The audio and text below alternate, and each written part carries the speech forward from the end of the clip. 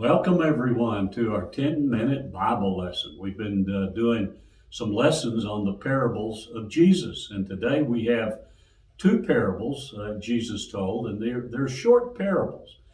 Now, these two parables, even though the stories are a little bit different, I believe that the meanings are about the same.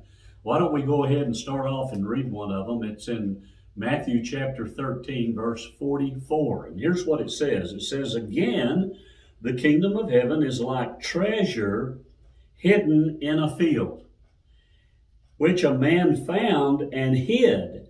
And for joy over it, he goes and sells all that he has and buys the field." And that's all there is to that. That's kind of a short one. But the kingdom of heaven, according to this parable, is like a treasure hidden in a field. Now, that, in some ways, it's kind of strange or kind of like a mystery. And what I mean by it being a mystery, and being strange, is that it's hidden. Because it says that. It says, Jesus plainly says that the kingdom of heaven is like a man, that found a treasure hidden in a field. I just thought that was kind of interesting. Now, we know that we have the kingdoms of the world, and then we have the kingdom of God, or the kingdom of heaven. And we know that we can really see easily the kingdoms of this world. We could probably even name some of the major kingdoms, or we could say countries like China or Russia or the United States. We could name a lot of them. But the kingdom of heaven is different than that. In fact, you don't readily see the kingdom of heaven. And that, to me, it kind of makes it a mystery. Now, let me just say this: it doesn't mean that it can't be found, because this man here, it says in this parable, it says very, very plainly that he found the kingdom, and so we know that these other kingdoms are not going to last forever. I mean, sometimes the people who are in charge and that they are running them, they think, you know what, this kingdom's going to last forever. No, the world's kingdoms will not last forever, but God's kingdom will. And I just thought it was interesting that in this parable, this man, he did find the kingdom, and it says that it was likened unto a treasure. And I thought that was interesting. Now, all of us, we probably dream about and think about and read books about and see movies about finding a buried treasure. And I just think, most of us get excited about it. We still like to watch those things on TV, even those movies that are those pictures on TV that are real life, where people are out searching for treasure. We want them to find it. It makes us excited, and it captivates our attention. Well, the kingdom of heaven is like a treasure, according to what Jesus said. And that just simply means this, that it is of immeasurable worth. Now, not only that, but it's not really out in the open. Normally, listen, treasures are not out in the open, are they?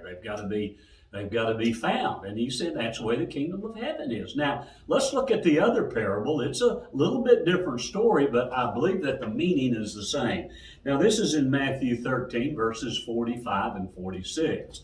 So Jesus says, "Again, the kingdom of heaven is like a merchant seeking beautiful pearls, who, when he had found one pearl of great price, went and sold all that he had and bought it." Now, in this parable, it tells us that this merchant is seeking a beautiful pearl, and it's a pearl of great price, and it's something that he had to have. Now, I think that's a significant thing. In other words, it was so valuable. The pearl was valuable, and the treasure was valuable, and both of them were compared to the kingdom of God. Now, the valuable pearl, well, it was out there. It was out there, but it had to be found.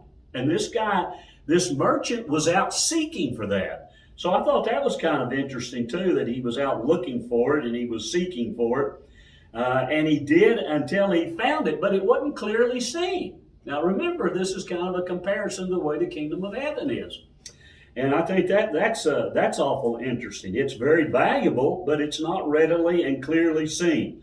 So the man, both of those things, both of them, the man who looked for the treasure, the man who looked for the pearl, both of those things were very valuable. Now here's something I think else that's interesting in both of these two parables.